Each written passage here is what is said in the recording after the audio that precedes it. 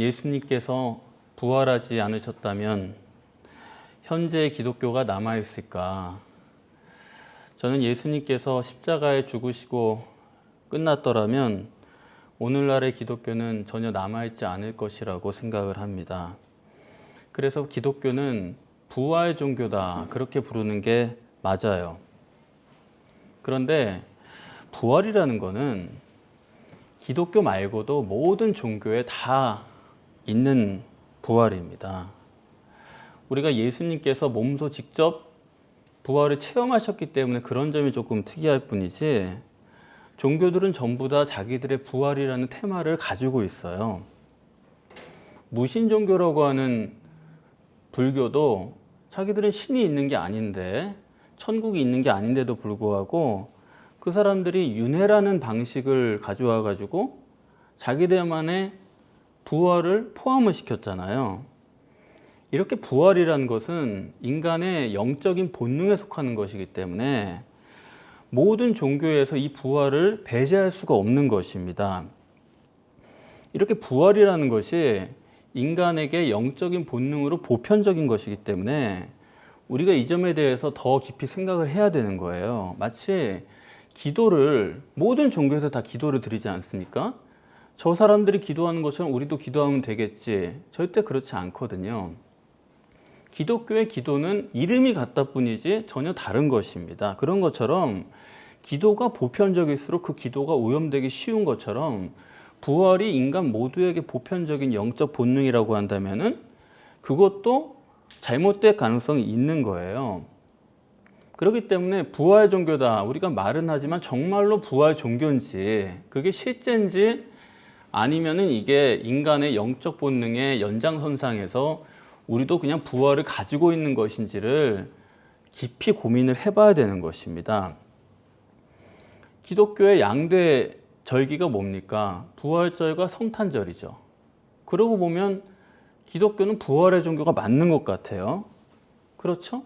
그런데 곰곰이 생각을 해보면은 부활절이 있는 거지 십자가절이 있는 건 아니지만, 그런데 가만 보면 부활절은 그날 싱겁게 끝나버리고 그 전에 40일 동안 사순절이라고 그래서 결국 40일이 상징하는 게 뭡니까? 고난의 시간이거든요.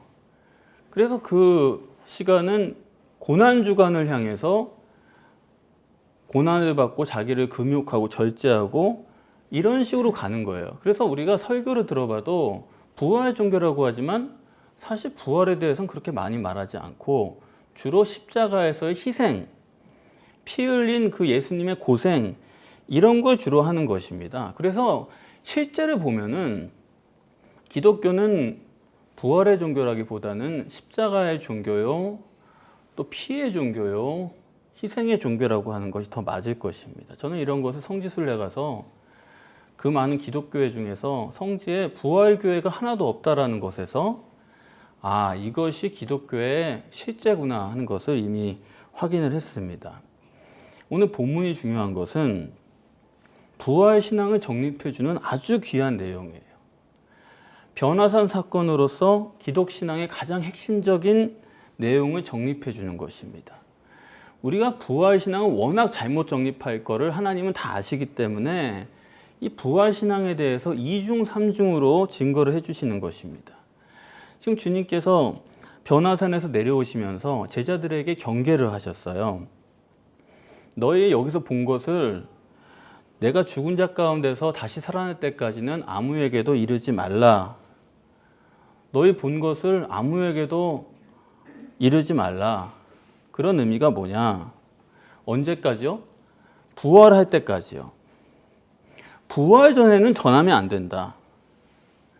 그러면 이렇게 부활 전에는 전하면 안 되고 부활 후에만 전하라고 당부하신 말씀은 변화산에서 변화하신 주님은 바로 부활 후의 주님이다. 그 얘기죠. 이해가 되세요? 변화산의 주님은 부활 전의 주님이 아니고 부활하신 후의 주님을 미리 보여주신 거예요. 너희가 변화산에서 내가 변형된 것을 봤느냐? 그거는 부활 후에 나다. 그걸 미리 너희에게 보게 한 것이다. 그런 말씀입니다. 그런데 왜 부활 전에는 증거하지 말고 부활 후에만 증거하라고 했을까요? 부활 전에 얘기하면 안 됩니까? 그것은 변화산에서의 변형 사건이 하나님께서 예수가 메시아라는 것을 증거하기 위한 사건이었잖아요. 모세와 엘리야와 함께 선 것을 보면서 그것만으로도 예수가 메시아라고 하는 초월적인 분이라고 하는 증거가 확실한데, 그것도 불확실할까 봐서 하나님께서는 자기 음성을 내서 이는 내 사랑하는 아들이니 너희는 저희 말을 들으라, 한 번 더 직접 증거를 하신 것입니다. 예수는 메시아다 이거예요. 그러신 다음에 주님께서 제자들에게 말씀하시기를 너희 본 것을 아무에게도 얘기하지 말라는 거예요. 부활 전에는. 그 말은 뭐냐면 하나님이 증거하시고 사랑하신 메시아는 부활 전에 예수는 아니다, 그런 얘기입니다. 이게 이해가 되세요? 본문에 나온 것처럼 인자 예수, 육체의 예수, 부활 전의 예수는 하나님이 증거한 메시아가 아니, 하나님이 인정한 메시아가 아니에요. 그런 예수 말고 부활 후의 주님, 그분이 하나님이 사랑하시는 메시아라는 것입니다. 이렇게 옷으로 표현된 육체 가운데 있는 예수, 그것은 하나님이 증거하시는 메시아가 아니고 투명한 옷 속에 들어있는 실제 하나님 예수는 그분이야말로 메시아다. 신인 메시아는 겉에 보이는 인간 예수가 있고 이제 옷 속에 투명하게 들여다 보이는 보이지 않는 하나님 예수가 따로 있는 것이다. 이렇게 복합적인 존재이기 때문에 이게 복잡한 얘기가 되는 거예요. 그렇기 때문에 오늘 같은 본문이 있게 되는 것입니다. 예수님께서 제자들에게 너희 본 것을 아무에게도 이르지 말라. 그럴 수밖에 없는 것은 사람들은 어차피 눈에 보이는 예수밖에 모르잖아요. 겉에 예수밖에 모르잖아요. 속에 메시아는 못 보는 거예요. 그런 사람들에게 제자들이 우리가 변형된 주님을, 속에 계신 주님을 봤다 얘기해 봐야 지금 당장 볼 수 있는 것도 없고 점점 그게 무슨 얘기냐, 의혹만 사고 문제만 생기고, 그런 얘기를 듣는다고 해서 그 사람들이 신앙이 생기는 것도 아니에요. 그렇기 때문에 주님께서는 어차피 그거는 문제만 커지니까 지금은 아무에게도 이르지 말라. 만약에 기독교가 지금까지 증거해온 것처럼 육신의 예수, 그 겉모습 예수가 단일한 존재로서 메시아라 그러면은 그거는 부활 전이나 부활 후나 다를 게 하나도 없어요. 그렇지 않습니까? 그냥 하나님 자체죠. 부활 후에 뭐 바뀌었다고 뭐 바뀐 게 있어요? 그대로죠. 처음부터 하나님이죠. 그러면은 전해도 되죠. 그러나 전하지 말라는 것은 그 둘이 다르기 때문에 문제가 되는 것이고, 그래서 예수님께서는 제자들에게는 전하지 말라고 하신 것입니다. 그래서 본문에는 예수님께서 이러한 경계로서 부활체가 뭔지에 대해서 증거하셨고, 그 다음에는 오늘 본문에 나타난 것처럼 또한 제자들 자신의 견해로서 이러한 사실을 다시 한번 증거를 하시는 것입니다. 제자들이 지금 예수님 앞에서 자기들끼리 제기하는 의문이 이래요.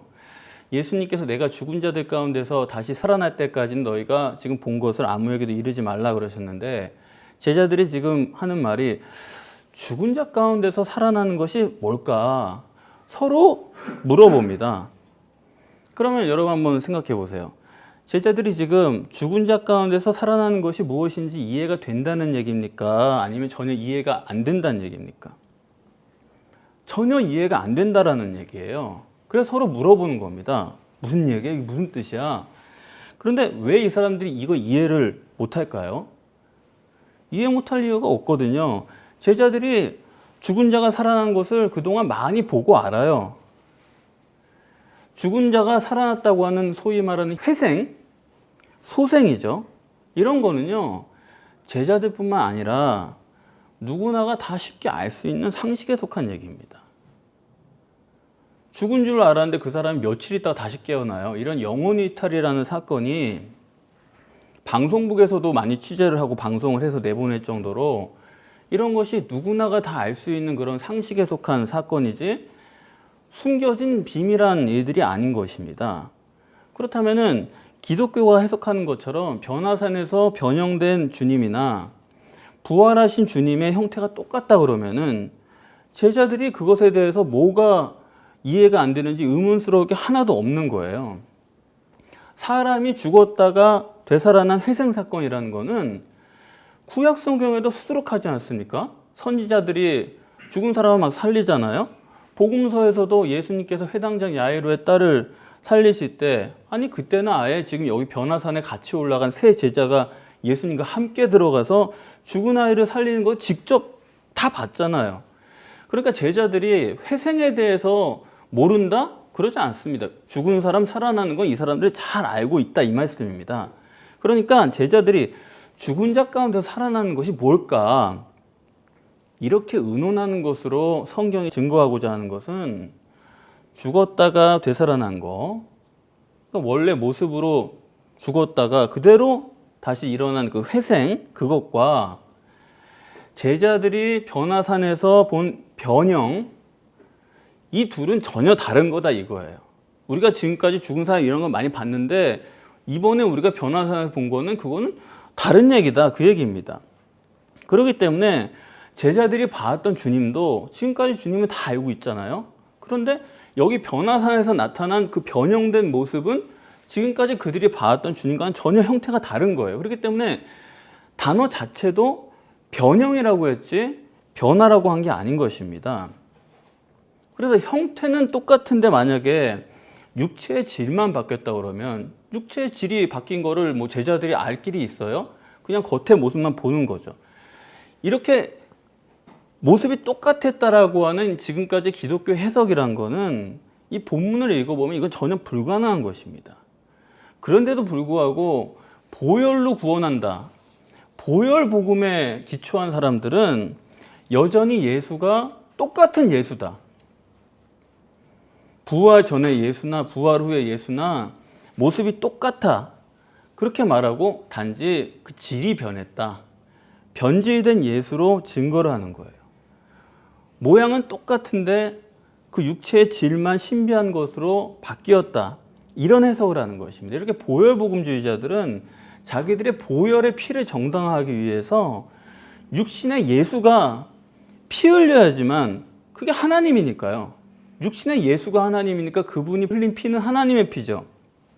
그것으로 사람을 시대를 초월해서 구원한다고 주장을 했기 때문에 그것에 맞춰서 모든 성경을 다 두드려 맞히는 거예요. 그래서 지금까지도 여전히 기독교 신앙은 이런 보혈 복음, 그것이 신앙의 근간이고 사람들이 뭐만 좀 이상하다 싶으면 보혈 그러면서 구원을 주장하지 않습니까?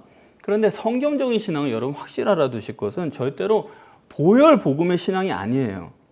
성경적인 구원은 부활 신앙이라는 점을 여러분들이 꼭 명확하게 아셔야 됩니다. 사도행전에서 전하는 주님도 부활의 주님을 너희가 증거하라는 거지 십자가의 주님도 아니에요. 부활하신 주님의 증인이 돼서 땅끝까지 이르라는 것이지 너희가 내 보혈을 증거해라, 내 십자가에 흘린 피를 증거해라, 그렇게 말씀하신 적이 없습니다. 피를 증거하거나 십자가를 증거하라는 게 아니에요. 사도행전 내내 그 얘기예요. 부활의 증인이 되라. 부활하신 주님만 증거해라. 그런데 말은 교회에서 다 부활이라고 해요. 당연히 부활이지. 그렇지만은 그 내용을 보면 실제로는 피에 관한 얘기를 계속 하는데 문제가 있는 것입니다. 그렇기 때문에 시간이 가면 갈수록 기독신앙을 알고 지키는 게 점점 더 어려워지는 거예요. 왜냐하면 웬만한 분별력을 갖고 있지 않으면은 이게 부활의 종교인지 피의 종교인지 이거를 구분하기가 어렵습니다. 그 여러분들이 저 사람이 지금 무슨 얘기를 하느냐 그렇게 생각하실 수도 있는데 여러분들이 이 한쪽을 끝장을 내야 돼요. 한쪽을 끝장을 내고 정말 성경적인 복음이 뭔지를 완전히 받아들여야지 여러분들이 이 둘 사이를 왔다 갔다 하시면서 그러면은 괜찮은 얘기 하나 더 들었네 그런 정도로 끝내고 마는 것입니다. 절대로 여러분이 피로 구원받는다 그런 식으로 여러분이 생각을 하셔가지고 여러분의 심령의 문제는 해결받을 도리가 없어요. 이게 부활해야 되고 내 영이 완전히 거듭나야 된다는 사실을 여러분이 깊이 생각을 못 하시면 절대로 여러분 심령의 문제는 해결 안 됩니다. 그래서 이 본문의 변화산의 목적은 변화산이 목적이 아니잖아요. 부활신앙의 목적이 있는 것입니다. 왜냐하면 기독교는 부활신앙이기 때문에. 그리고 예수께서 변화산에서 변형되셨다는 것은 그거는 관념적인 얘기가 아니고 그분이 영적 실체라는 거예요. 변형된 그분이 영적 실체고 그게 실제고 그때 등장한 엘리야와 모세도 여전히 실체다. 이렇게 우리가 생각을 해야 되는 것이고 오히려 이 육적인 육 속에 있는 이게 가짜예요. 이게 허구고 이게 나중에 사라질 것이기 때문에 영적인 실체가 뭔지를 우리가 분명하게 생각을 해야 됩니다. 그래서 이 본문에 이렇게 주님께서 부활체가 뭔가에 대해서 증거해 주실 때 제자들이 그걸 쉽게 믿은 건 아니에요. 그래서 본문에 보면은 제자들이 이상한 질문을 합니다. 뭐라고 그러냐면 어째서 엘리야가 먼저 와야 된다고 그럽니까? 이렇게 질문을 하는 거예요. 서기관들이 분명히 엘리야가 먼저 온다고 그랬는데 어떻게 된 거예요? 엘리야 안 왔는데요. 왜 이런 질문을 하느냐?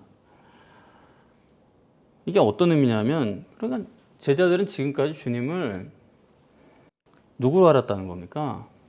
엘리야로 알았다는 얘기예요. 엘리야로. 제자들이 지금까지 예수님 따라다닌 것은 메시아가 틀림없이 온다고 그랬는데 그런데 그 전에 엘리야가 온다고 그랬으니까 이분은 엘리야 같은 분이고 엘리야도 죽은 사람을 살리고 그랬잖아요. 이분만 따라다니면 우리가 결국에는 메시아를 모시게 될 거야. 그렇게 생각을 했다는 거죠. 예수님을 엘리야 같은 선지자로 알고 높은 분으로 알고 쫓았는데 그리고 이제 메시아를 만나기를 기다렸는데 지금 보니까 주님 자신이 메시아라는 거예요. 그러니까 이 사람들이 혼동이 온 거죠. 아니 그러면은 이분이 메시아면 그 전에 엘리야가 온다고 그랬는데 우리는 이분이 엘리야인 줄 알고 메시아를 기다린 건데 그게 아니고 메시아라고 그러시니까 그러면 엘리야는 언제 온 거죠? 분명히 성경에 엘리야가 먼저 온다고 그랬는데 그 질문을 한 것입니다. 그러니까 제자들이 지금까지 예수님을 열심히 쫓긴 쫓았는데 예수님이 메시아를 예비하는 그런 엘리야급의 높은 선지자로만 알았다 그겁니다. 그러면 이제 이해가 돼요. 뭐가 이해가 되냐면 예수님께서 보리떡 5개랑 물고기 2마리 가지고 5,000명을 먹이실 때 기적이 있었죠. 근데 그 다음에 바로 똑같은 일이 있잖아요. 4,000명을 먹이실 일이 있었잖아요. 근데 그때 제자들이 주님은 메시아니까 5,000명도 먹이셨는데 뭐 4,000명도 금방 먹이시겠지 뭐 또 하시겠지. 그렇게 하질 않고 전혀 주님이 그걸 하실 걸로 기대를 안 하고 자기들끼리 어떻게 할까 의논을 한단 말이에요. 왜 그랬어요? 이제 이해가 되는 거죠. 이 사람들은 예수님을 메시아로 보질 않고 엘리야 같은 선지자로 계속 생각을 한 것입니다. 왜냐하면 선지자는 하나님이 안 하시면 도리가 없는 사람이에요. 조금 전에 했다고 하더라도 지금 하나님이 역사 안 하시면 아무것도 못하는 게 선지자예요. 그러니까 지금까지는 예수님 죽어라 쫓아다녔지만 메시아로 안 보고 따라다닌 거예요. 그래서 예수님께서 그러잖아요. 너희들 어찌하여 이렇게 마음이 둔하냐. 그런데 오늘 본문의 재밌는 점은 그래 예수님께서 제자들에게 도로 물으시는 거예요. 너희가 나를 엘리야로 보고 따랐는데 이제 메시아로 알았으니 그러면 먼저 오리라고 한 엘리야는 누구냐? 도로 물어보시는 거예요. 제자들이 물어봤으니까 이거 누구라고 생각하냐 너희는? 누구예요? 먼저 오리라고 한 엘리야는.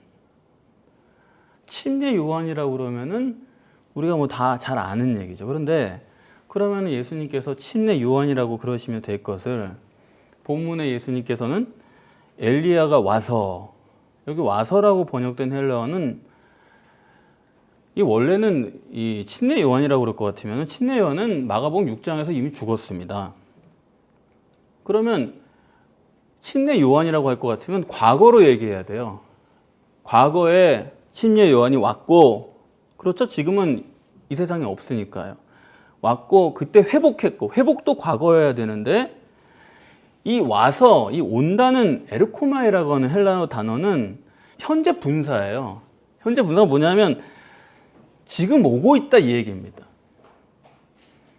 침례 요한이 갔는데 없는데 엘리야는 지금 오고 있다. 지금이다. 아직도 이루어지고 있다는 거예요. 그게 현재 분사예요. 커밍. 현재다. 이거 다른 복음서에서는 예수님이 엘리야가 이미 왔다 그러니까 제자들이 그걸 침례 요한으로 이해를 했다는 거예요. 그런데 본문에서는 이 엘리야를 침례 요한으로 해석할 수가 없습니다. 물론 여러분들이 그냥 상식선에서 주의 길을 예비한 침례 요한이다 그렇게 1차적으로 해석해도 그게 뭐 죽을 죄가 되겠습니까? 그런 건 아니죠. 그냥 이해하고 넘어갈 수도 있지만은, 그런데 본문을 우리가 정확하게 생각을 해보면 이 예수님의 정체성을 육체 속에 들어 계신 하나님 예수잖아요. 그게 부활체죠. 나중에 부활하는 게 그 속에 들어 계신 예수님이잖아요. 부활하신 그분이 메시아라면, 속에 계신 영이 메시아라면, 그럼 그분의 육신은 뭡니까? 여전히 부활을 예비하는 육신의 사람이죠. 이거 이해가 되십니까? 영이 부활체 주님이라면, 메시아라면 지금 이 사람의 몸이 이게 그 부활을 예비하고 현재 있는 거예요. 그래서 하나님을 입고 계신 육신의 옷이 엘리야다 그런 얘기입니다. 그래야지만 지금 온다, 현재도 온다라고 하는 게 성립이 되는 거죠, 문법적으로. 근데 이거를 주석서들을 읽어보니까 이렇게 썼더라고요. 이거는 문자적으로는 현재인데 이걸 과거로 해석을 해야 된다. 그렇게 써놨더라고요. 왜 문자적이란 말을 써요? 분명히 학자들이 보기에도 이거는 문법적으로 현재인데 과거 얘기를 지금 현재로 써놓고 있잖아요. 그러니까 이게 문자적으로는 이해가 안 된다 그런 얘기예요. 그 사람들은 모르지만 우리는 알아요, 몰라요? 우리는 아는 거예요. 부활하셔야 되는 육신 속에 계신 참 메시아, 그분을 예비하기 위한 주님이 입고 있는 육신의 예수, 이것이 엘리야다 그런 말씀이에요. 그래서 일반적으로는 침례 요한이 예수님을 예비한 거 맞습니다. 이사야서에 나온 것처럼 광야에서 외치는 자의 소리다 그렇게 예비를 했잖아요. 그런데 그건 이사야서고, 오늘 본문에 말씀하신 오리라 한 엘리야는 말라기서 4장 5절에 나오는 얘기입니다. 그러니까 정확하게 보면은 예비자가 둘인 거예요. 예수님이 공생애를 시작하기 전에 먼저 예비자가 한 사람이 있는 거죠. 그게 누구예요? 침례 요한이죠. 침례 요한이 광야에서 죄사함의 세례를 베풀어 가지고, 그거는 성전에서만 할 수 있는 건데 광야에서 자기가 마음대로 죄사함을 베풀어 가지고 그 가짜 성전을 폐지해 버린 겁니다. 진짜 성전인 예수가 오도록 그 길을 예비한 거예요.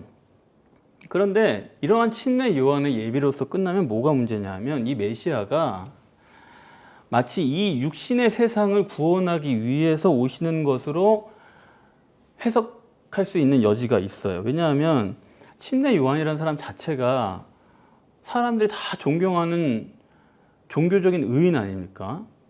이 세상에서 아주 존경받는 사람이에요. 종교적인 의미예요. 그렇기 때문에 그렇게 보면은 이 침례 요한이 예비한 메시아는 이 세상에서의 뭔가 이런 종교를 바꾸고 개혁하고 사람들의 그런 문제를 해결해주는 그런 구원을 베푸는 메시아로 생각할 수 있는 문제가 있어요. 그러나 성경은 굉장히 정확하기 때문에 이렇게 공생애가 끝난 다음에, 지금 공생애 끝난 거잖아요. 공생애 끝난 다음에 다시 한번 예비자를 두는 것입니다. 변화산에서의 예비자. 부활체를 예비하는 엘리야를 둬가지고, 그게 말라기서의 약속이죠. 그 엘리야는 누구냐면 승천한 사람이에요. 이 땅의 걸 다 벗어버리고 하늘로 간 사람입니다. 거기서 구원받은 사람이에요. 하늘의 구원이에요. 그래서 승천한 엘리야로서 예비한 메시아는 세상을 구원하려는 사람이 아니고 천국을 구원하려는 사람입니다. 천국 구원을 주려는 메시아다라는 것을 다시 한번 증거하는 거예요. 그러니까 예비자를 둘을 두시고 마지막에는 엘리야를 예비자를 둬가지고 영적인 메시아, 영적 구원, 천국 구원이 정말 구원이다라는 것을 여기서 증거하는 것입니다. 좀 어렵죠? 근데 본문이 어려워요. 뭐 어쩔 수가 없어요. 그래서 뭐 저도 어려우니까 다 어려운 거죠. 뭐 여러분들도 뭐 조금 어려우시겠죠. 그래서 이렇게 주님이 복합적인 존재로 이 땅에 오셨기 때문에 그래서 결과가 뭐냐면 13절에 사람들이 임의대로 대우했다는 것입니다. 임의대로란 말은 자기 원하는 대로 그런 뜻이에요. 어떤 사실을 사실대로 대우를 해야 되는데 사실대로 대우한 게 아니고 내가 원하는 대로 보고 원하는 대로 듣고 원하는 대로 믿는 그런 게 사람들이다 이런 얘기예요. 인간이란 존재는 언제나 자기가 원하는 대로 보고 원하는 대로 듣고 원하는 대로 믿는 게 인간이다 그런 얘기입니다. 우리는 있는 대로 보고 있는 대로 듣고 있는 대로 믿는 사람들이지 그런 사람 아닙니다. 아니요. 그렇지 않은 게 인간이에요. 내가 원하는 걸 딱 만들어 놓고 거기다 모든 걸 갖다 붙이는 게 인간이에요. 성경에서 예수님이 뭐라고 하셨든 그거는 상관없습니다. 내가 믿고 싶은 대로 예수를 만들어 놓고 전부 성경을 거기다가 끼워 맞추는 거예요. 그게 뭐 어떤 한두 사람의 얘기가 아니고 2000년간 기독교가 해온 게 그런 거예요, 주로. 있는 대로 못 보는 거는요, 그건 뭐 나쁜 쪽이든 좋은 쪽이든 다 마찬가지입니다. 사무엘상 1장에 보면 한나가 성전에서 기도하는데 엘리 제사장이 그 사람이 오락가락하는 사람이잖아요. 그래서 기도하는 여자를 보고 술 취한 줄 알고 야단을 치잖아요. 그러니까 한나가 그게 아니라 기도하는데요. 그러니까 엘리가 민망하니까 그래 하나님께서 내게 복 주시기를 원한다 그런 얘기를 해요. 그랬더니 한나가 그거를 하나님의 응답으로 믿었더라. 아니 그것도 좋은 쪽으로니까 결과적으로 보니까 그 정말 아들이 생겼네. 결과적으로 보니까 그거 우리가 그냥 좋게 보지만은 오늘 본문대로 보면은 한나도 자기 마음대로 하는 거예요. 자기 마음대로 믿고 그렇지 않습니까? 전혀 오락가락하는 사람의 말도 안 되는 얘기를 그냥 자기 원하는 대로 그냥 나는 아들 하나 낳고 싶어. 그 원하는 대로 듣는 거예요. 사람이 그런 거예요. 그래서 제가 설교를 해도 여러분도 다 그렇습니다. 다 여러분 원하시는 대로 들으시는 거예요. 또 저 얘기하네. 그런 분도 계시고 뭐 말이 그렇다는 거겠지 뭐. 한 바꾸는 거예요. 그저 그런 얘기로 듣는 거예요. 그러니까 설교를 저도 하지만 여러분도 동시에 설교를 하신다니까요. 1차 설교를 하면 여러분 2차 설교를 또 본인이 원고 작성을 하신다고요. 그러니까 사람이 알아듣는 것 같아도요. 아니에요. 나중에 얘기해 보면 전혀 딴 얘기합니다. 사실 성경이 계시하는 메시아는 그 성취를 있는 그대로 보면은 오늘날과 같은 기독교는 전혀 그 성립할 수가 없는 거예요. 이사야서 7장 14절에 보더라도 처녀가 잉태하여 아들을 낳으리니 그 이름은 임마누엘이라 하랴.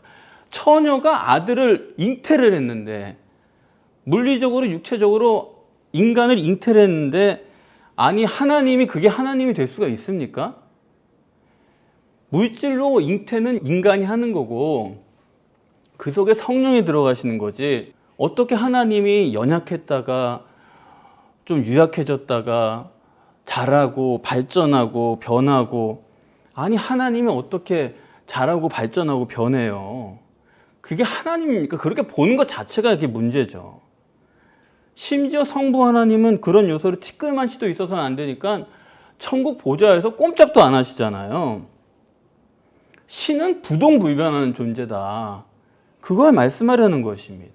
그런데도 인간이 마치 하나님이 자라나는 것처럼 그렇게 해석을 하고 또 이사야서 9장 6절 말씀도 이새의 줄기에서 싹이 나고 근데 거기에 여호와의 신이 임했다. 그런 구절을 이거는 누가 봐도 이중적 존재라는 게 뭐 누가 봐도 그렇게밖에 볼 수 없는 건데 인간적인 모습에다가 거기 성령이 임해가지고 그게 메시아다.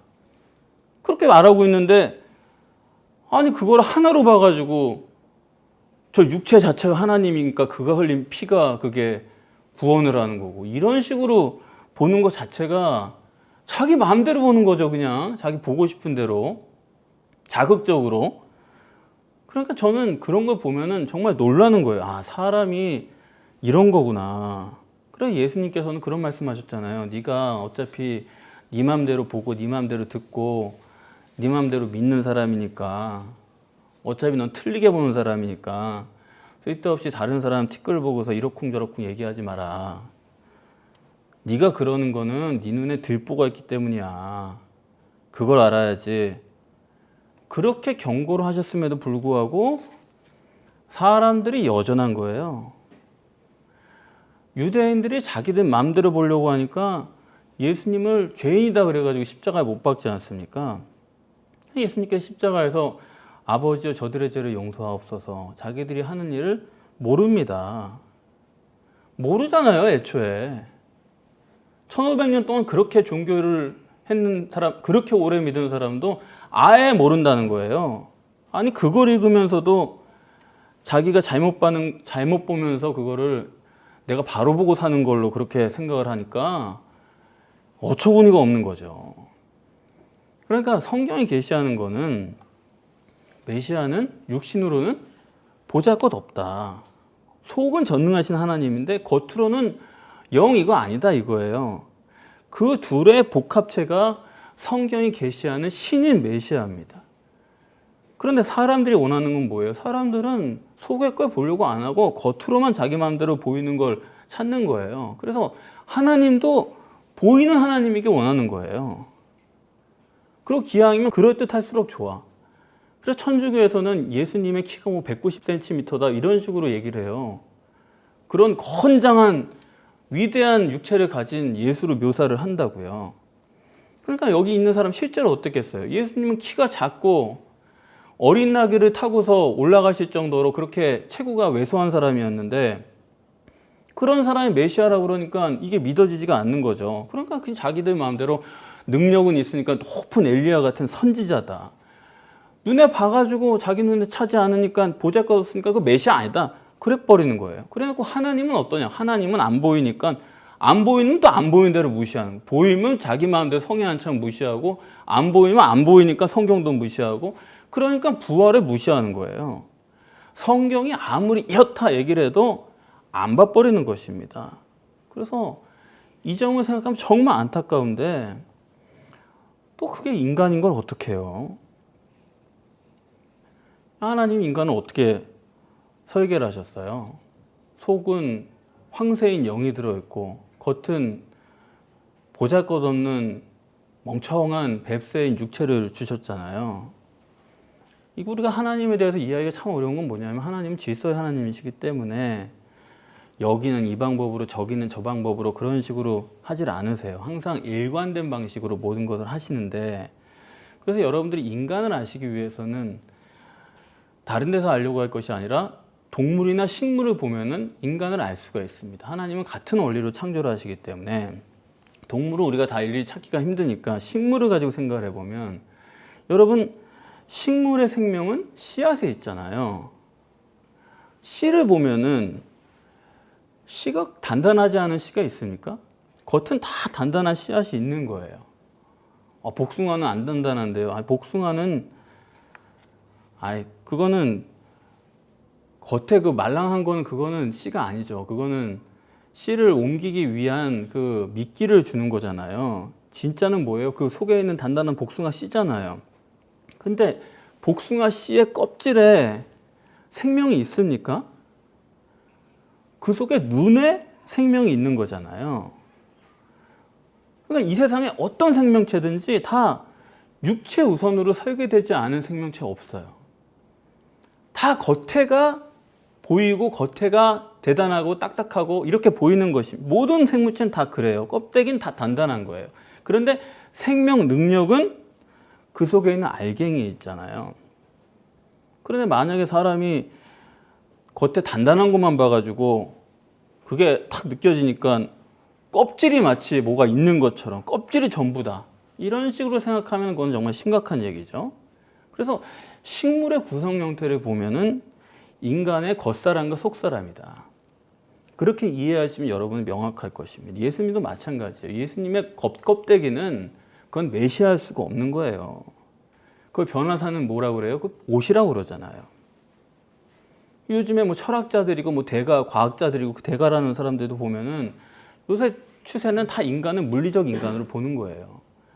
이 물질이 다다. 그 속에서 일어나는 일을 통해서 사람이 발전해 나간다. 그렇게 보는 건데 그러다가 그 사람도 꼭 하는 말이 끝에 가서 그런데 인간의 마음은 우리가 아직 잘 모르겠다. 그러고 책을 끝내거든요, 항상. 그거는 모르는 게 아니라 자기들이 애초에 틀린 거예요. 여러분도 분명히 하시기를 바랍니다.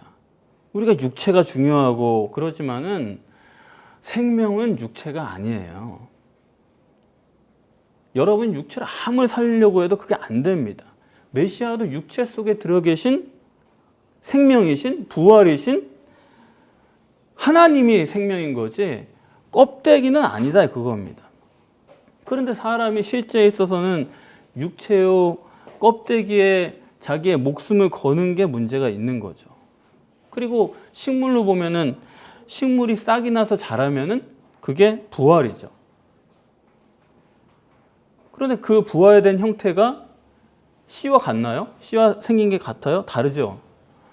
부활하고 나면은 원래 씨와는 전혀 다른 형태가 되잖아요. 이게 이제 우리의 생명이 어떤 식으로 발전해 나가는지를 보여주는 것입니다. 이렇게 새로운 형태의 생명이 자라고 발휘되려면 조건이 있는 거죠. 생명이 나고 자라려면 그 겉에 딱딱한 껍데기가 깨져야 되는 거예요. 껍데기가 썩어져야 되는 거예요. 한 알의 밀이 땅에 떨어져 죽으면 그것이 결실을 하는 거고 땅에 떨어져 죽지 아니하면 하나 그대로 있고 아무 일도 없는 거예요. 그러나 썩어지면 그때 부활 생명력이 나타나는 것입니다. 그렇기 때문에 여러분의 생명이 부활하기 위해서는 여러분이 돌아가시기 전에 생명이 부활하기 위해서는 절대 조건 겉껍질이 썩어야 되는 거예요. 결국에는 우린 다 겉껍질이 썩잖아요. 육체요, 자기 소유요, 자기 주장이요. 이런 것들이 썩어야지 속의 것이 나온다 이겁니다. 그래서 예수님께서 본문에 내가 고난당하고 많은 사람들에게 멸시를 당하고 그것이 어떻다고요? 12절에 기록된 대로다. 기록된 대로다. 우리는 이 점은 너무 잘못 이해하기 때문에 그래요. 사람들이 이 땅에 하나님 구세주를 보내셨는데 반갑게 맞이할 줄 알았는데 이것들이 예수를 멸시하고 십자가에 죽였구나. 그래가지고 아주 그 당한 고난에다 초점을 많이 맞추고 있는데 그런데 예수님은 여기 담담하잖아요. 고난받고 멸시받는 건 이미 기록됐다는 거예요. 예수님 자신은 반드시 고난을 당해야 된다는 거예요. 겉껍질을 벗어야 된다는 얘기예요. 목적이 뭐기 때문에? 부활이기 때문에. 그 껍질을 벗는데 누가 이용되느냐? 마귀가 이용되고 마귀의 종들이 이용되고 그런 것 뿐이지 결국은 고난은 당해야 되는 거예요. 그런데 자꾸 고난 자체에 초점을 맞춰가지고 예수님이 돌아가셨어, 고난당하셨어, 뭐 질질 짜니까 예수님도 십자가에 가시면서 그랬잖아요. 그때도 울고 따라온 여자들이 있으니까 왜 나를 위해 우냐?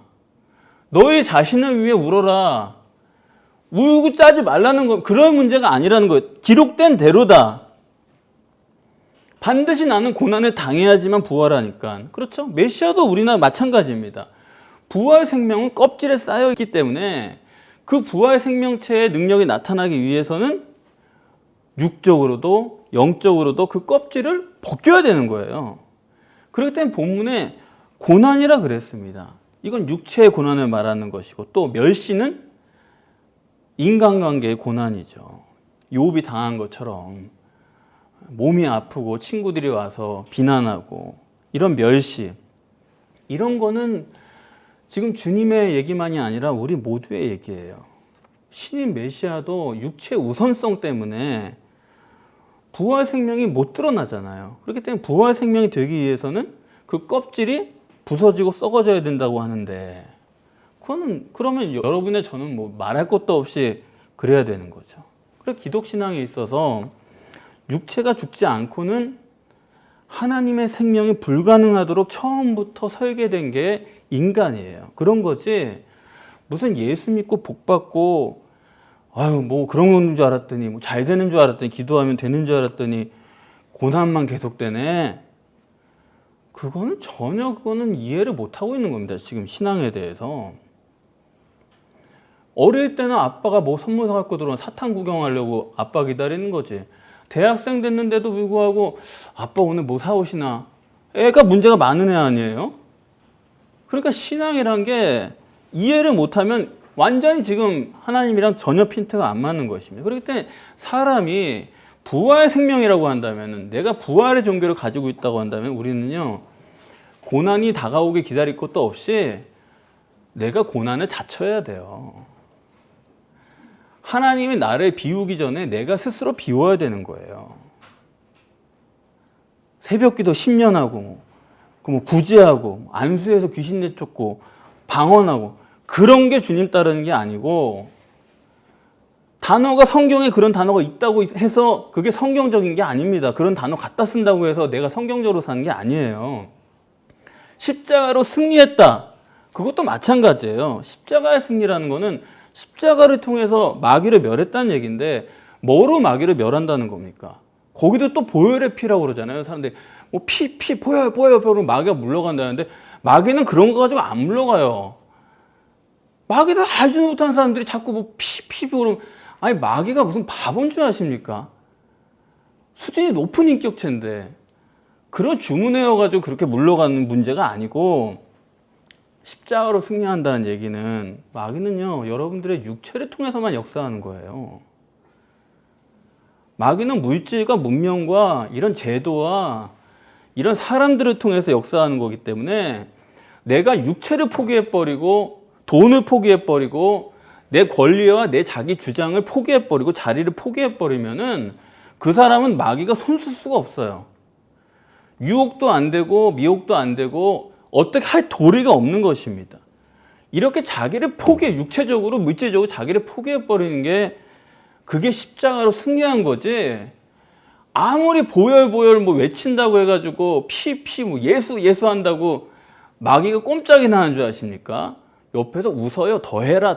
그렇게 생각이 핀트가 나갔으면 더 하라는, 더 미련할수록 더 좋으니까. 그래서 우리는요 여러분들이 정말 부활 생명이란 게 우리의 육적인 고난과 인간관계의 고난, 이게 우리에겐 필수품이에요. 믿음의 주여 또 온전케 하시는 이 예수를 바라보자. 저는 그 앞에 있는 즐거움을 위하여 십자가를 참으사 육체의 고난을 참고 부끄러움을 개의치 아니하시더니, 인간적인 멸시를 다 참고 그리고 나서 하나님 보좌 우편에 앉으셨다. 거기 다 있지 않습니까? 그래서 오늘 본문에서도 주님이 너무 정확하게 말씀을 하시는 거예요. 주님은요 좋은 대우 받은 적 없습니다. 선지자라고 병 고치고 능력 있는 분이고 지혜로운 분이라고 사람들이 다 우대한 것 같아도 예수님 마음에 흡족한 적 없어요. 왜? 사람들이 다 자기 원하는 대로 대우한다는 거예요. 칭찬을 해도 주님을 따라도 식사를 대접해도 다 자기 원하는 대로지 주님대로 하는 사람이 없다 이겁니다. 그래서 성경이 원하는 건 뭐예요? 메시아 자신을 원하라는 거거든요. 주님이 원하신 대우란 건 뭐냐면 주님 자신을 원하라는 거예요. 그게 주님을 대우하는 방법이에요. 메시아와 결혼하라는 거예요. 메시아의 선물이 아니라. 그런데 사람들은 뭘 원하냐면 메시아 자신을 원하지 않아요. 메시아의 구원을 원하는 거예요. 메시아 구원의 결과를 원하는 거예요. 자기가 원하는 대로만 믿고 싶은 거예요. 자기가 원하는 영광만 취하고 싶은 거예요. 그러나 하나님은 주실 영광이 없습니다. 자기 원하는 대로 자기 믿고 싶은 대로 하는 사람은 정말 그걸 어떻게 해야 돼? 그거는 정말 깜깜한 거예요. 그렇기 때문에 여러분 우리가 정말로 주님과 관계를 맺고 정말 주님을 대우하고 또 주님께 정말 나도 대접받고 싶고 좀 그런 감동적인 순간을 우리가 그려보잖아요. 완전 바꿔야 돼요. 자기를 부인해야 돼요. 자기 이유 불문 그거 아니에요. 자기 임의대로 한다는 것만 아세요. 그렇기 때문에 자기를 부인하고 이제는 주님께 위탁해야 됩니다. 주님의 말씀을 들어보세요.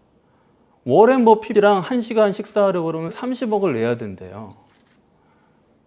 근데 30억을 낸대요, 사람들이. 1시간 만나고 식사하는데. 근데 거기 가서 또 자기 얘기하는 사람 있잖아요. 워렌 버핏 만나가지고 뭐 이러쿵 저러쿵 내 얘기하고 뭐 어떠세요? 뭐 어떠세요? 거기서 워렌 버핏 얘기 들어봐야죠. 조용히 하고. 근데 우린 기도하면서도 내 얘기만 하는 거예요. 들어볼 마음이 없는 거예요. 주님의 말씀을 들어보시고 떠오르는 그 말씀이 거기서부터 부활 생명이에요. 들은 대로 받은 감동대로 그대로 행하세요. 그대로 믿으세요.